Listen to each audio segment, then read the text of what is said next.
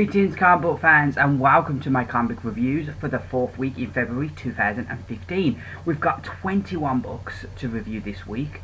I don't know where the small weeks have gone. I just don't seem to get them anymore. Every week's a big week. So yeah, we got 21 books. Before I get into the reviews, just a little bit of information I'd like to share. I do my ratings for each book out of 5 stars. 5 stars is if there's nothing wrong with the book, it's just all good, and I give it a 5. 4 is if there's some bad, but it's mainly good. There's more good than bad. 3 is the good and the bad even itself out. 2 stars are if there's some good there, but there's a lot more bad. And 1 star, which I don't think I've ever given a book 1 star, but it's like, get out the area, this book sucks, it should have a health warning on it, it sucks so bad. And lately I've been finding it difficult in that I read some books and they don't feel like a 5-star book, but it seems unfair to give them 4 stars.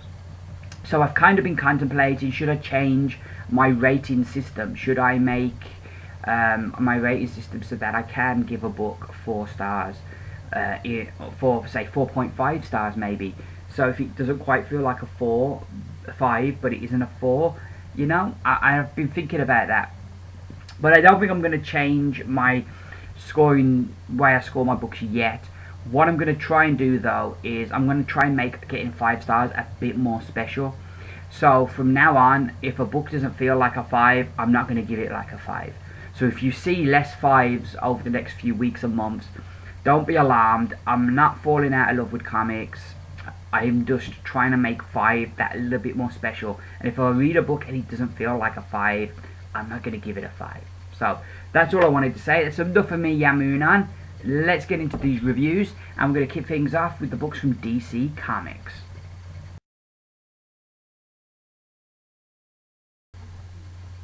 So we're going to start off from DC with the weeklies. First up is Future's End, issue number 43. This book's been on a bit of a good run of late. I was looking forward to this. First thing I noticed when I opened it up, yeah, the art looks fine on that one. I really like that shot of Brainiac far away. And then you open the next page up and you look, that does not look like Superman or how he's been drawn for the rest of this series. And that was my problem initially with this art. As the book goes on, I quite like the art, you know. I think the art works when they've got other characters. I think they got Tim Drake, how he's looked in this series thus far. But I just felt with Superman, he did not look like the character we've been following. So that initially affected me, but I think overall I liked Andy McDonald's art. But that initial thing did take me a bit out of the story to start. We've then got a page of Batman smiling, which just looks all kinds of wrong. And the Batman, Mr. Terrific part of the story does not seem to be moving. They seem to be stuck. And we just get like a scene with them every issue. And we're not really moving anywhere with that. I thought after last issue we were. But no, we're back to where we was. I liked Tim Drake and Plastique together. They made a good team. And I liked the interaction between those two characters. It was good to see Coil and Key again. And to see what happened to them. Brainiac to me does feel very much like Galactus in this, the way that he is with his machines and everything. I definitely got a very Galactus-y kind of vibe. All in all, I thought there were some good things here, there were some bad things, so I thought this issue was very much middle of the road. So I'm going to give Future's End issue number 43 3 stars out of 5. Next up we have Batman Eternal issue 47, and the last couple of weeks with this book has been the opposite to Future's End. This book's been on a bit of a bad run. This was though a return to form, I'm pleased to say, because you know we all want our books to be good. We don't take pleasure in saying a book isn't any good, because we want every book that we put money down for, we want that book to be good.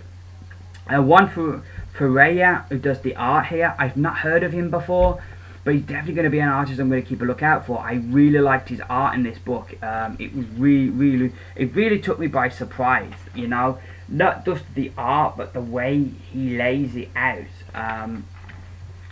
I really liked.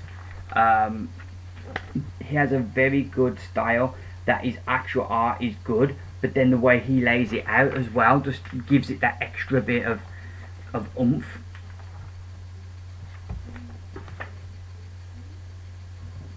So yeah, yeah. So my hat goes off to the artist. I really liked his art throughout this book. It was really good, and was the first thing that I noticed about the book. Oh, this looks good this week.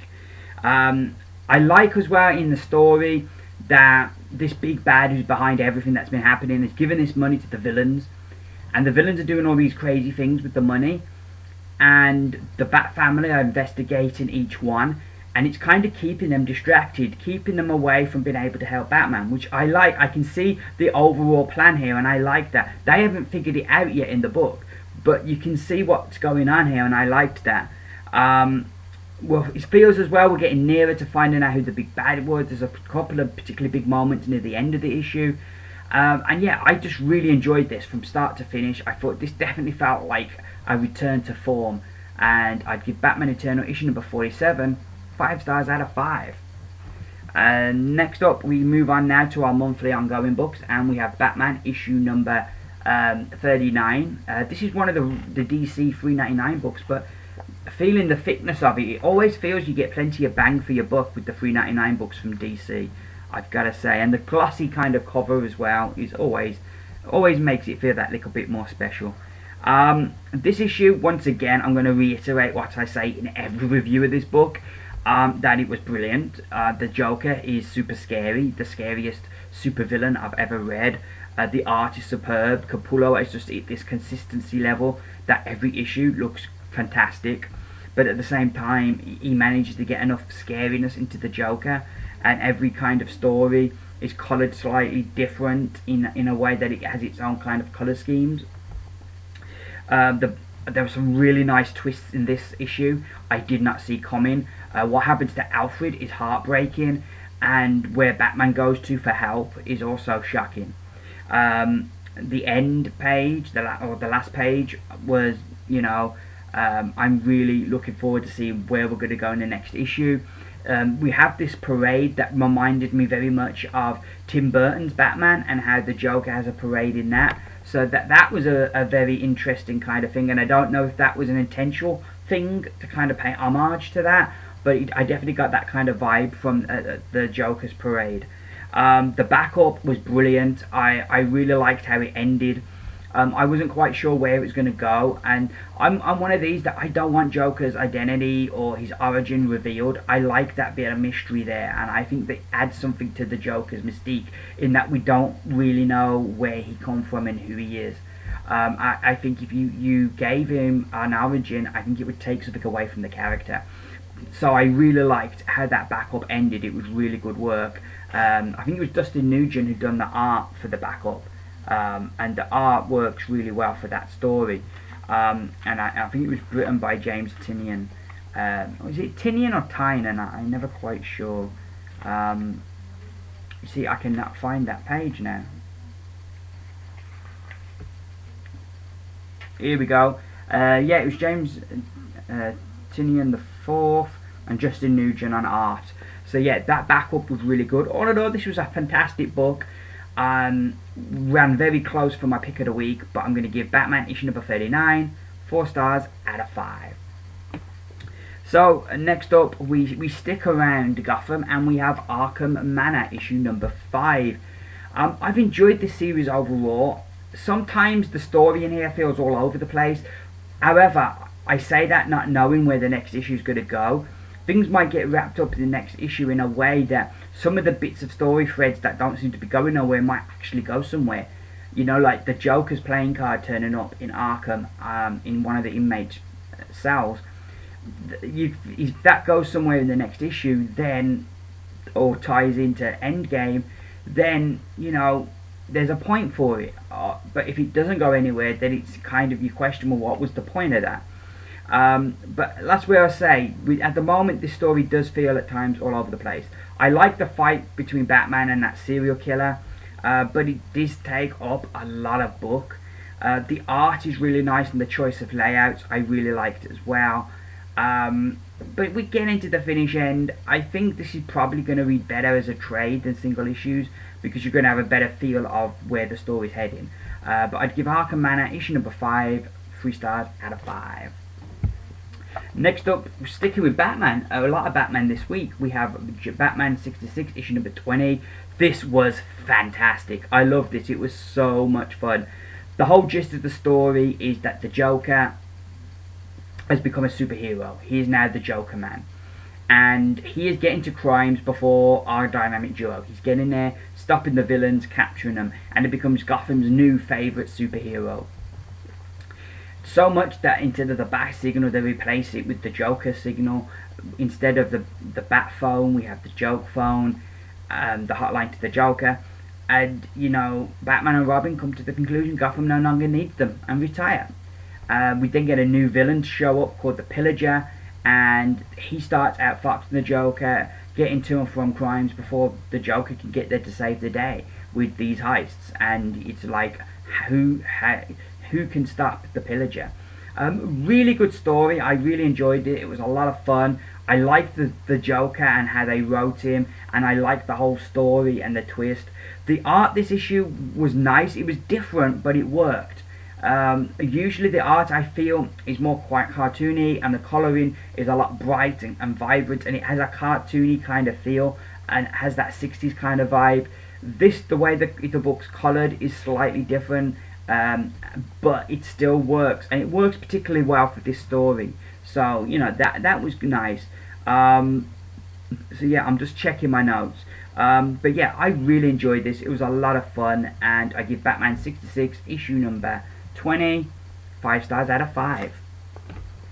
We then have, now still staying in Gotham, we have Gotham by Midnight issue number 4. This was really good. I was contemplating maybe dropping this book because Temple Smith's art is so tied into the vibe of the book. I just didn't know what it was going to be like when he left. But I think I'm going to stick with it now, and I'm definitely going to go probably through to the next arc and see what the new artist is like before jumping off. The story of this issue really comes together well, and where the previous issues, all those stories and the point of what was happening in those stories is learnt, so we feel we have a better handle on what's happening here. We at last get to see the Spectre, which is glorious. Corrigan definitely in this book has a Constantine kind of feel, and I don't know if he's always had that or if that's just the way they're writing him in the New 52. But yeah, I did definitely get a kind of Constantine vibe from Corrigan. The art works so well for the story and give the story a particular kind of vibe. All in all, I just really enjoy this, and I'm looking forward to seeing where we're going to go and how they're going to save the day. And I give Gotham by Midnight issue number 4 4 stars out of 5. So next up, and we're still in Gotham as we have Deathstroke issue number 5. As Deathstroke battles Batman. I like the art here by Tony Daniel. He writes and draws the book. I like the art and the layouts here, and the fight feels super epic, and I like that. The inner monologue really adds a lot more to Deathstroke's character and to the book, and making you understand what's happening and the thought process. So I really like the inner monologue and how that was written. My only problem really with the book was Harley Quinn, in that once again she looks too young. I probably won't be able to find yet. There's a great, you know, opening shot, but you look at Harley in the background and she looks like a teenage girl. You know, this is a woman who, it's my understanding, I'm not an expert on Harley Quinn, but my understanding is that she was a psychologist and she met Joker in Arkham, and then Joker she became obsessed with the Joker, and that turned her into Harley Quinn, and that's who she is, and she's hopelessly in love with the Joker. So that's who she is, and she's become a bit of a psychopath in the process of falling in love with Joker. Now, to become a psychologist, I would imagine you would have to take a lot of exams, and it would take you quite a few years, and you'd at least be in your 20s by the time you qualified, at least. So I don't know why she's looking like a young teenage girl. That did a bit, yeah, I didn't like that, and but that is the only issue I had with the book. I'm really loving what they're doing with Deathstroke and the story, and the quest is Deathstroke's trying to find his son Jericho before his dad does. So yeah, I'm really enjoying this book so far. I think it's been a really good story. This issue was really great as well, and the art, every issue is just fantastically gorgeous. I could have done with seeing Harley look a bit older than she's drawn here, but maybe that's just my perspective and I'm totally wrong, because as we'll come to the variants, she looks quite young in the variants as well, so maybe that's just the way she's drawn. But I'm going to give Deathstroke issue number 5 4 stars out of 5. So now we can jump to our penultimate book from DC, and it is Aquaman issue number 39, and I managed to get from my comic shop the variant, the Harley Quinn variant there. I liked that with Aquaman in the background. That was cool. But and you look at it there, certainly in that picture, I don't know. I don't think she looks that young. Maybe it's just the way she's got her hair makes her look young. I don't know. But anyway, getting into this book,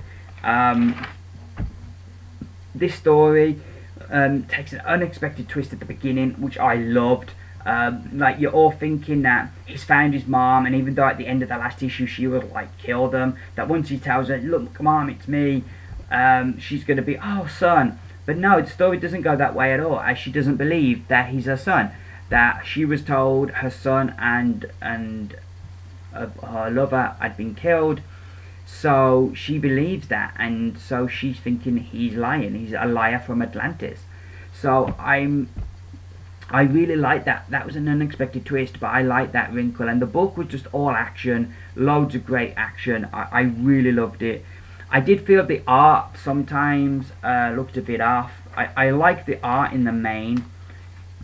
Like, you know, you look at this, I think the art looks great in the main. But then we just add occasional instances, like this scene here, we've got, which like looks great. But then when you look at Aquaman's head there, I don't know, just the way his neck is, it just, to me, it didn't look right, the way his neck was. And we had a few pages here and there like that, but in the main the art was good. I just really loved this. Like I say, action from start to finish, really good. I'm going to give Aquaman issue number 39 4 stars out of 5. And our final DC book of the week, it is The Flash issue number 39. Again, I got the Harley Quinn variant there, which I liked. This issue was just brilliant. Reading it, it raised a really great philosophical kind of question. Like, if you know somebody is going to kill like 200 people, is it then right to kill that person to stop them killing those 200 people, or is it still wrong to kill that person? You know, and that's kind of our future Flash is stuck with. He's in the present now, his past, and he's taking out villains who he knows in the future are going to kill. So he's facing this villain called Overload, who he knows will eventually kill 200 people, and he's going to kill him. And it's kind of that thing, should he or shouldn't he? Does that make Flash the villain to be doing that? Or is he still the hero because he's saving those 200 people who will die, and all their friends and relatives who will lose them? So, yeah, it raised a really interesting philosophical thing that I got thinking about on my journey to and from work. So that I love it when a book does that, and I just wasn't expecting that. There's a couple of really surprising twists. We learn in the present that Iris, we find out who her contact in the police department is, and it wasn't who I was expecting. While meanwhile in the Speed Force, as Barry's trying to get his powers back, we learn a character who he's met in the Speed Force isn't who we thought he was, isn't the friend we thought he was, rather. And we end with the last page, kind of like a double cliffhanger, and the way the page is drawn is brilliant, splitting it in two. I really like that. All in all, this was just a great issue. The art is gorgeous, the story building beautifully, and I'm going to make Flash issue number 49 my pick of the week. So those are the DC books for this week. Next up, we're going to look at the indie books I picked up this week. So yes, now we're going to look at the indie books. Just 4 indie books this week. Kicking things off, we have from Dark Circle Comics, and I don't know why. I'm apologising. My Dude's Comic Haul video, I kept calling it Black Circle. I don't know why. It is, as it says there, Dark Circle Comics. So I don't know why I was calling it Black Circle. First off, I loved the cover, and I loved that, you know, you had that on the front, and then you opened it up and you've got his face without the mask. I thought that was a really nice touch.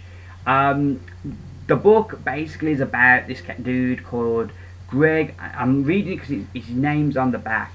Greg Hatiner. He is a cop, and he comes across this scene where this masked guy is fighting these, I think, 3 or 4 other dudes, and they've got guns, and he's worried because it's by a school, and kids might get hit with the crossfire. So he goes in to stop it, but he gets a rifle blast to the face, like totally burning the side of his face. He shoots his gun, killing one of the people. When he comes round, he finds out that he's killed this masked guy called the Black Hood, who's this vigilante. Some people think he was a hero, some people think he was breaking the law and deserved to get took down. And he kind of has to come to terms with the fact that he's killed a man. Amongst all this, he also is in terrible pain from his face, and he becomes addicted to painkillers. And he meets the speech therapist who is determined to help him to speak properly again, and to get his life back, because her brother goes to that school that he saved, and she sees him as a hero. During a heist, not a heist, during the police taking down some drug dealers, he gets his hands on some drugs which he keeps, does not declare those drugs, and he uses them to take him out, to give him relief from the pain of his face, and just to be able to escape for a while. And that kind of leads to us getting to a sequence of events where by the end of the issue he's wearing the Black Hood. I really liked this. It was a very different kind of hero, and I liked that. His whole journey to becoming a hero isn't the usual journey. It's a bit of a fall from grace and a rise back up again, and I am intrigued with where the book is going to go. I thought this issue laid a foundation very well for the future series. It wasn't a book that blew me away, but I liked it, and it definitely lays out things nicely. I am in 2 minds whether to pick the next issue up, but only because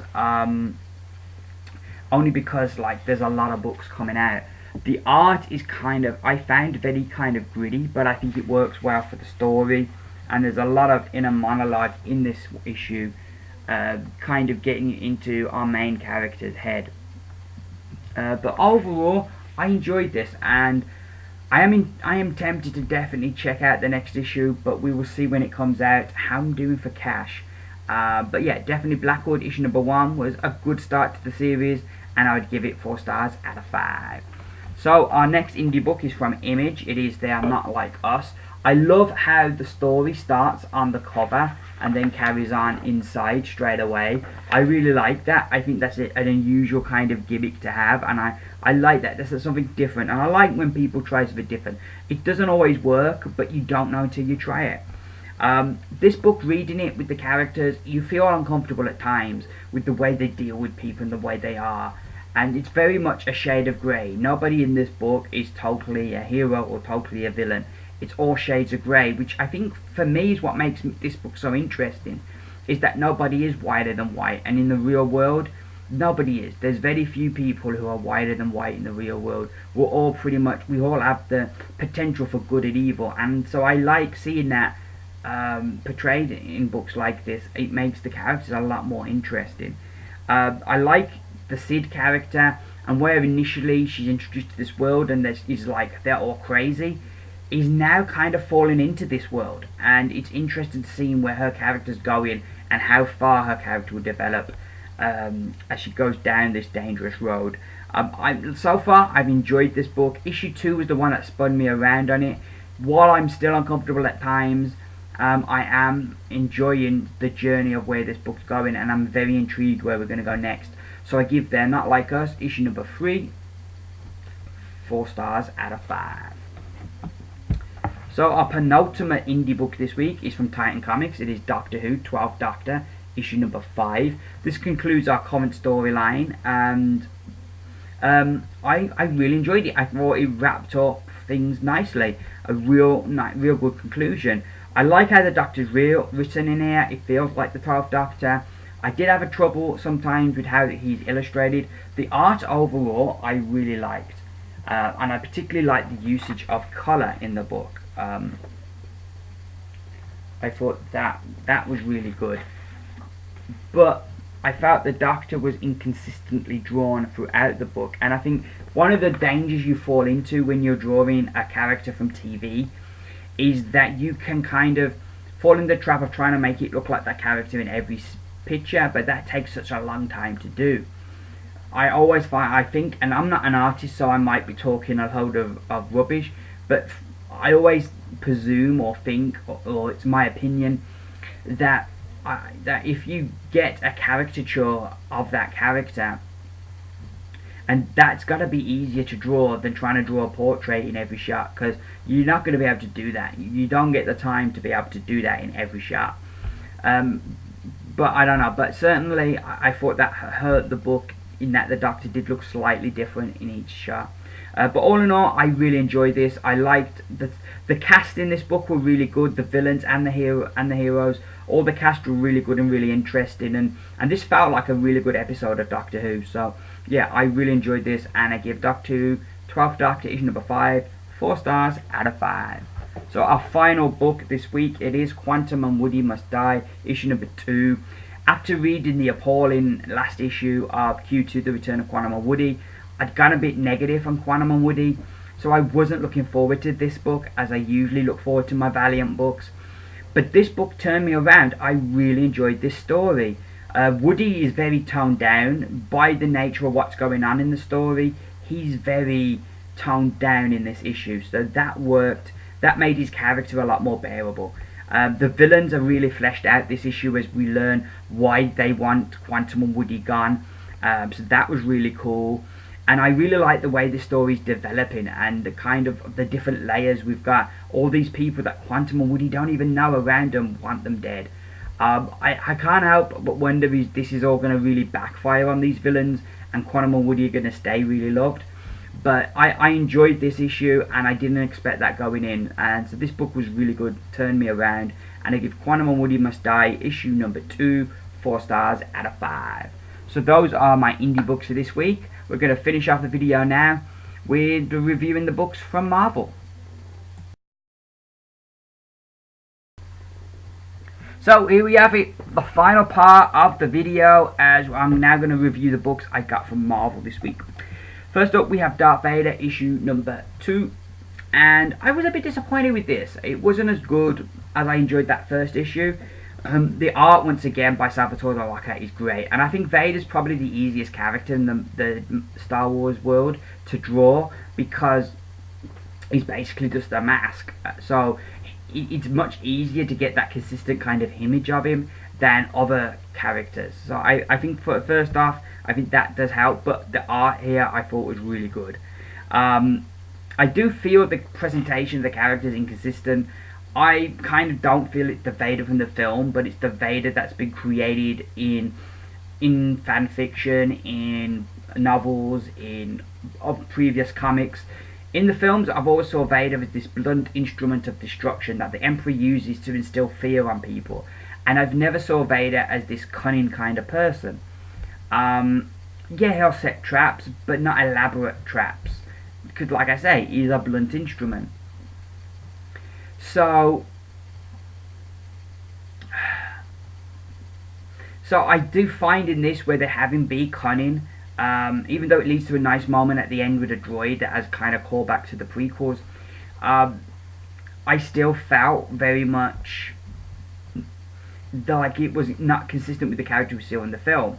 The one thing I am interested in, though, is like when we meet Vader in A New Hope, his star has fallen. He's answerable to Grand Moff Tarkin now. He's not the Emperor's right-hand man anymore.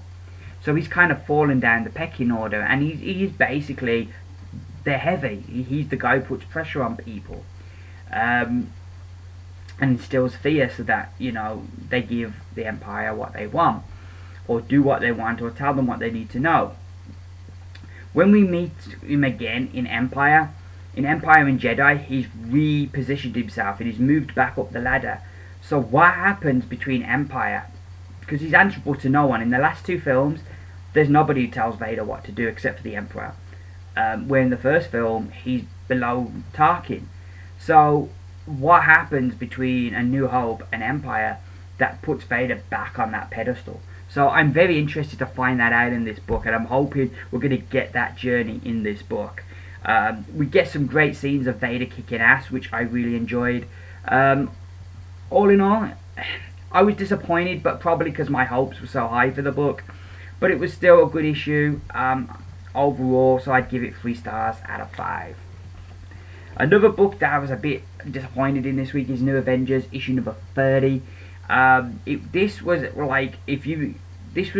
stereotypical kind of Hickman book, in that it was very confusing and very hard to get into.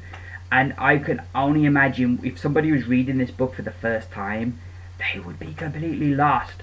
I've been reading it from the beginning and I'm completely lost. So heaven knows what somebody who hadn't read this book before would make of it. This issue basically deals with what happened to Yellow Jacket when he went on his quest, and how he found the Beyonders, and how they've been killing Celestials throughout the multiverse, and the multiverse joined up into this giant entity, but the Beyonders destroyed it, and now the universe is screwed. I still don't understand who was throwing planets at Earth. I still haven't got the answer to that, unless I've missed it. So yeah, I was a bit lost with this story and how it mixes into events, but hopefully issues to come will kind of place this, because that's kind of how Hickman does things. I think if you read the whole, you read better than reading the individual parts. The artifact was mixed. I thought some of the space scenes were really great, but I thought a lot of the characters looked too old, so I did have a bit of a problem with the art. One thing though I gotta give Hickman is, even when you don't have a clue what's going on, everything seems on an epic scale and seems really big and important. And another thing the book had going for it is it had Captain Britain on the cover, which is always great. So I'm going to give New Avengers, issue number 30, 3 stars out of 5. So next up we have the Thor annual, issue number 1. I liked how they did this. Any other annual that had 3 stories in it, I would be complaining so much, because I hate that. But this is the one time where that works, because we have a story by Jason Aaron featuring King Thor. We then have a story by, I want to get this person's name, Noel Stevenson, writing Our Goddess of Thunder. And we have CM Punk writing a story with Young Thor. And I liked how they did that. A different artist for each, so each story looks completely different. And I liked that. I thought that was really good. And all the stories were a lot of fun. The opening story with King Thor, it's his birthday, so his granddaughters are trying to find something nice for him for his birthday. I would really love to know anybody that has really strong faith, that is really religious, what they'd make of that story, because I could understand how to some that have a strong faith, they could find that story slightly blasphemous and maybe controversial. I enjoyed it, however, but I could understand how somebody could have that viewpoint. So really, if you have read that story and I've got a strong faith, please message me or put in my comments what you thought of that one, whether you found it offensive or if you found it was fine. With the second story, with our goddess, she goes on a mission with the Warriors 3, as they wanted to prove to them that she's worthy of being fought, and that was a lot of fun. I think that probably, while King Thor is one of my favourite characters, I think probably that second story probably just nicked it as my favourite story, because I really liked it. It was a lot of fun. And also it was a great fun in how it illustrates that she's not the old Thor, she's different, she's her own entity, and I liked how that kind of hammered home that point with that story. And our final story, which, you know, I don't want to bag on CM Punk, but I did feel it was the weakest of the 3. Basically, Young Thor having a drinking contest with Mephisto. I didn't quite follow all of it, but it was a fun story for what it was. All in all, like I say, the one thing that can describe this annual is fun, and I'd give it 4 stars out of 5. So next up we have Fantastic Four, issue number 643. And this was another really strong issue. Really enjoying this. Reed has just a great line of dialogue in this that I was just geeking out for and punching the air. It was great. There's a lovely moment between the Wizard and Bentley that just, oh god, you'd have to be really hard if that didn't warm the cockles of your heart. Who the Sleepwalker is explained, because I'd heard of the character but I didn't quite know who he was. So I'm really glad that they explain that, and they do it in a great way, so we know who he is now. It was also great seeing the Thing enjoying clobbering time, which is, like I say, is always great. This whole book was just great. You know, you could even call it fantastic. I really enjoyed it, and if this is the end, it's definitely going to go out with a cosmic sized bang, and I'd give Fantastic Four issue 643 5 stars out of 5. So next up we have Inhuman issue number 12, which I'm enjoying. The stars of this issue were Black Bolt and Medusa. Everything else seemed secondary. That was the big part. Seeing Black Bolt kick ass and come back, that was brilliant. Seeing Medusa's showdown as she lets out all this anger and frustration that she's had to buckle up for like months, finally comes out. Even though the scene could have been even more epic if Black Bolt could have come back, but he can't speak. But he still manages to find a way to illustrate his point, which I found was great. Medusa's definitely fast becoming one of my favourite females in comics. I just love her character, the nobility there, and the way you'd imagine a queen to be. You know, here in the UK we have the royal family, and the queen is that kind of character that puts herself second and her country first, and he's strong and to give her people strength, and that's how Medusa is. Really strong female, but at the same time she still has feelings, and I like that. I really like the character. Really enjoying the book, and I give Inhuman issue number 12 4 stars out of 5. Next up we have Daredevil issue number 13, and this was just great again. Wade and Sam need to just make an awesome team. The main crux of the issue is Daredevil is worried about his girlfriend. Is it Kirsty or Kirsten? I always get confused which it is. Kirsten. It's Kirsten. He feels that things haven't ended well for Daredevil's previous girlfriends, and he's worried that this is going to be the same for Kirsten. She then gets kidnapped, which only kind of heightens his fears. There's a lovely twist with the kidnapper that I really liked. I thought that was really good. We get the return of a villain, and some really interesting events are really shaping up. This is brilliant. I'm going to really miss these writers, this creative team on this book, but I'm going to really enjoy the book until they're gone. And I give Daredevil issue number 13 a definite 5 stars out of 5. So our penultimate book this week is Spider-Gwen issue number 1. I really enjoyed this. It's set in a kind of alternate universe where Gwen Stacy was bitten by the spider instead of Peter Parker. He goes a bit insane and turns himself into the Lizard, or kind of like mutates himself like the Lizard, and ends up getting killed, and Spider-Gwen gets blamed for it. So this issue she's returned from the Spider-Verse story and trying to prove herself not a killer. I like the differences in this world. Like Ben Grimm is a copper and Frank Castle is a high up like policeman who's got brutal methods. So I like the differences in this world, and how there's a lot of nice little nuggets for Marvel fans in this, which is really cool. There's a great battle with the Vulture. The art I liked and worked well for the book. All in all, yeah, I enjoyed this. Thought it was a very solid start, and I give Spider-Gwen issue number 1 4 stars out of 5. So our final book, it is The Amazing Spider-Man issue number 15. This wraps up the story really nicely. All the kind of threads are wrapped up, and no stones left unturned. I enjoyed that. It does feel like an advert at times, as like you have like dialogue, and then the little box saying, "Oh, follow their story in Silk number 1. Follow this story in Spider-Woman number 5." And it does feel a bit like, oh my god, come on. I think it would have been better just to have had a back page where to follow these characters, read these stories. If you want to follow these characters' adventures, I think that would have worked better at the end rather than during the story, because it does take you a little bit out of the story when you have those things kind of pop up. So yeah, I didn't, because it isn't too bad if you only have like one an issue, but when you're getting a bunch of them, panel after panel, it gets a bit too much and feels like you've paid $3.99 for an advert. I didn't quite understand what was happening with Khan, but that was the only bit of the book I didn't understand. The rest of it I really liked, and the art, this issue was fantastic. Giuseppe Camuncoli is my favourite Spider artist, and he again excels himself. Really good issue. I liked how they wrap things up, and I give Amazing Spider-Man issue number 15 4 stars out of 5. So those are my reviews for this week. We're now going to find out which is the company of the week. Every week I take like the DC books, I add the totals of the scores they got together, divide it by the number of books I reviewed from DC to get an average rating. I do the same with the indie books and the Marvel books, and then at the end of my video I kind of tell you which was the company of the week, which had the best average rating.